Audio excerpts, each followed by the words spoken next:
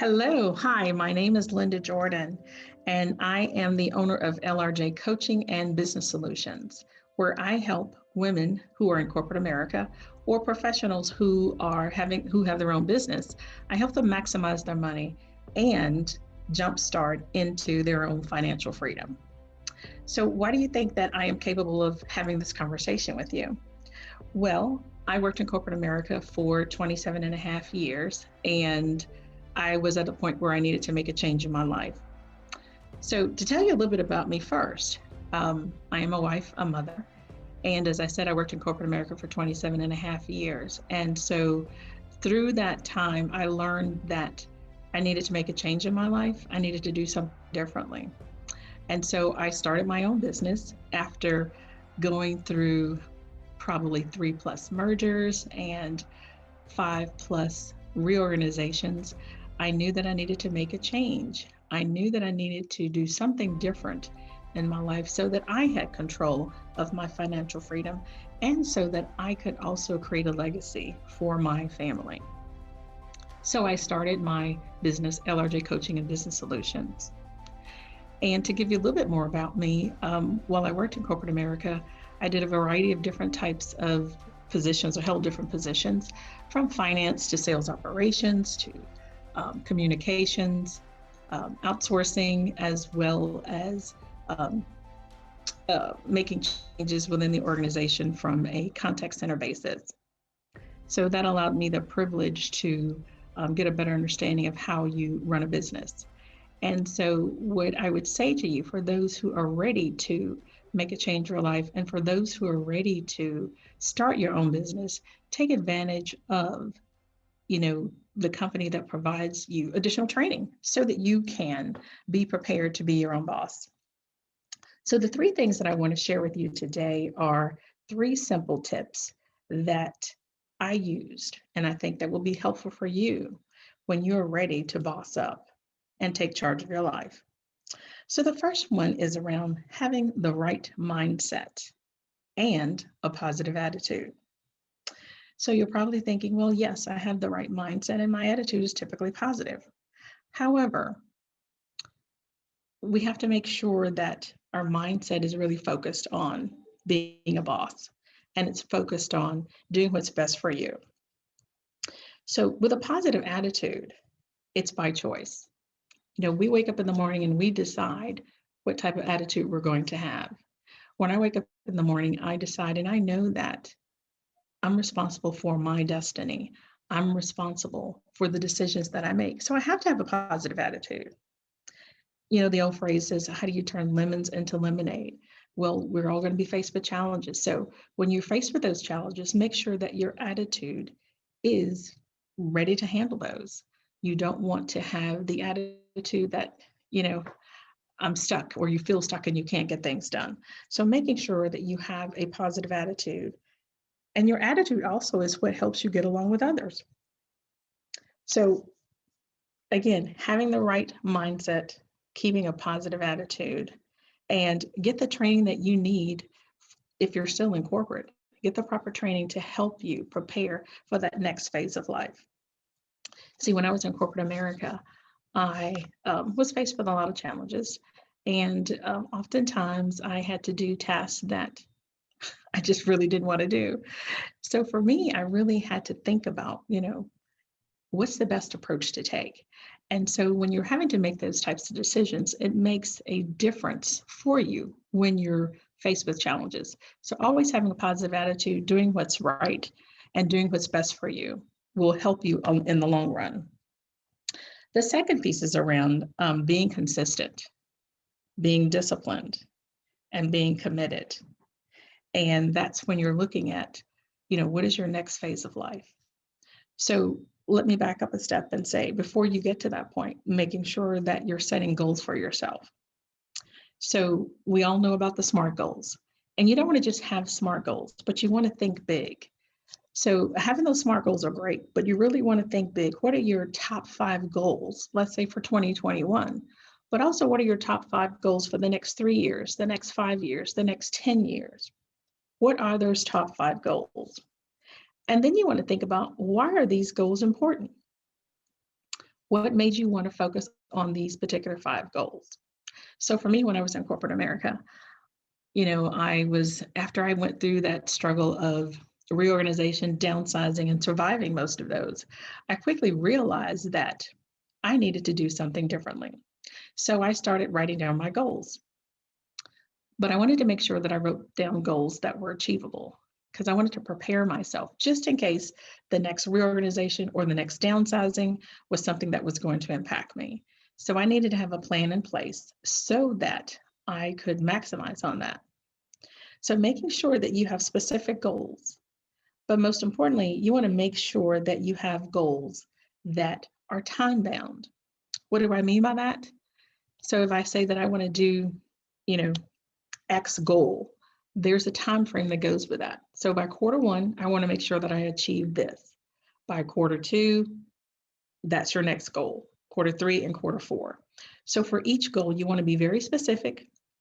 You want to be able to measure that goal, and you want to make sure that it's attainable, but you also want to make sure that you can achieve that in the time period that you want. We all have to be realistic when it comes to setting goals. And you want to make sure that you have an exit strategy when you're setting these goals as well. So for me, in order for me to keep up with how am I doing on my goals, and one of the tips that I think would be helpful for you is write down your goals, share them with other people, share them with friends and family, share them with like-minded individuals. For me, I write down my goals and I put it on a vision board, and I look at it every day because I want to remind myself of what it is that I need to do. I want to remind myself of things that I need to accomplish. And I want to remind myself of where is it that I want to be at the end of the day. At the end of the day, I want to remind myself of that constantly. So create whatever that's going to work best for you. If it's a vision board, if it's just a sticky on the refrigerator, make sure that you post it so it's in a location and a place that you can see all the time, and remind yourself of what's really important. Again, making sure that's realistic. Think big. Just don't think small of, well, I'm going to get 1 item done for this year. No, you want to have at least 5 goals for a 1 year, a 3 year, a 5, or a 10-year time period. So remember to think big when it comes to your, what I call big, hairy, audacious goals. You really want to think big. So as a recap, the first one is have the right mindset, keep a positive attitude, and make sure you're getting the proper training that you need. Remember, you want to be able to turn lemons into lemonade. So to give you an example, for me, turning lemons into lemonade was I was tasked when I was in corporate America, tasked with a project that I had to do. And I had no idea of what is it that I needed to do around creating a contact center in the US and transitioning it out of the country into Malaysia. So I was tasked with this goal. So what my goal was to, work on a project. So that was my goal, but I had no idea of what was all involved in that. So I allowed fear to sort of kind of take over a little bit and paralyze me for a moment because I really wasn't sure what I needed to do. So we have to remind ourselves that, having that positive attitude, turning lemons into lemonade, but most importantly, overcoming that fear of failure. Overcoming the fear of failure is one of those things that can haunt us, but we also need to remind ourselves that, is it really fear of failure, or is it more fear of success? When it comes to being your own boss and stepping out and gaining financial freedom, we all know that, oftentimes we may have some failures in life. But most importantly, it's more of that fear of success. What happens when you're successful? So sometimes we allow that fear to seep in and kind of take over. But going back to making sure you have that positive attitude, that can-do attitude, that positive mindset of knowing that you can get it done, then that fear of failure, turns into that fear of success. And then once you have that fear of success and you've accomplished success, you can do anything. So don't allow the fear of failure to kind of take over, what you really want to do. And the third part that I want to share with you is being consistent being disciplined, and being committed to whatever it is that you want to do. Why do you ask? Well, did you know that in 2021, the economists have indicated that over 2 million women will be out of the corporate world or will be out of the workforce? They will be lost in the workforce, over 2 million women. And did you also know that in 2021, the workforce will be shrinking? See, COVID has made a lot of changes for all of us. And in the workforce world, most people are working from home. That means that industry does not need a brick and mortar anymore. And so changes have occurred drastically in this short period of time. But most importantly for women, as I said, 2 million women will be lost in the workforce. So the time is now for you to start thinking about your financial freedom. The time is now for you to start thinking about what is it that you need to do differently so that you are not a statistic. So having the right mindset, having a positive attitude, writing down your goals now will help you prepare for what it is that we see coming in the future. Know that 2021 is just a few days away. It's just a few days away. So we have time right now for us to get ourselves in order, to start making plans, because you don't want to be a statistic of this 2 million women lost in the workforce in 2021. You don't want to be a statistic in the workforce of being lost in 2021. So be consistent in whatever it is that you do. Be consistent in discipline and be committed to your plan, committed to making those goals, committed to taking charge of your life. Because commitment does a couple of things for us. First of all, commitment can change your life. Think about it this way.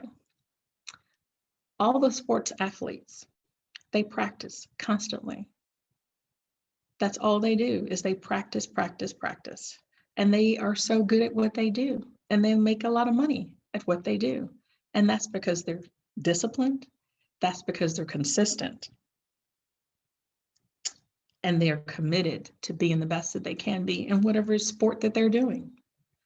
So as an entrepreneur, as a woman in business, as a female, we need to take those same behaviors and become consistent, disciplined, and committed so that we can be the best that we can be. Secondly, commitment helps us overcome challenges in our life.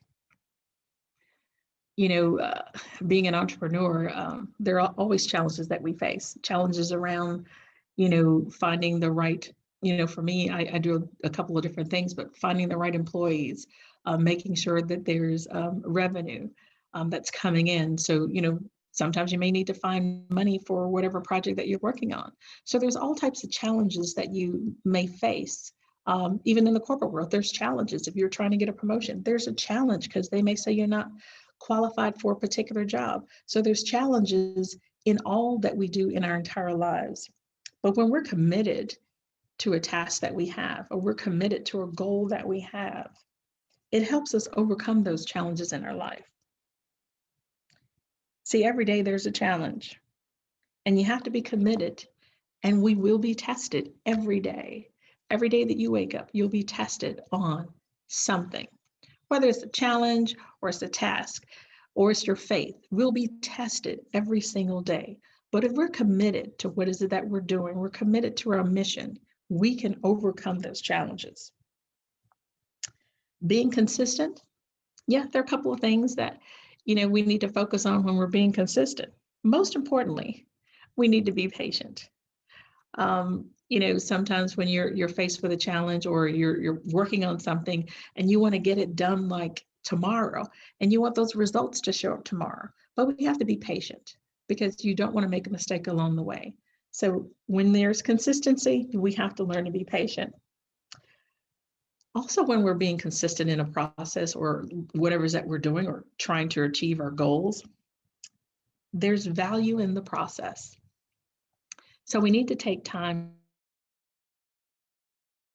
to absorb all the changes. We need to take time to understand all the new processes that we are faced with. So there's value in understanding the processes, whether it's in the corporate world or if it's in the entrepreneurial world. There's value in those processes. So make sure that you're consistent, being patient in your consistency, and understanding the values that are presented before you. Most importantly, when you're starting off with goals and you're starting off with, trying to make sure you're being diligent and consistent and committed, start small. Don't start with large tasks because that can be somewhat overwhelming. So you want to make sure that you start small and make sure that you're able to achieve these goals and objectives within a time period.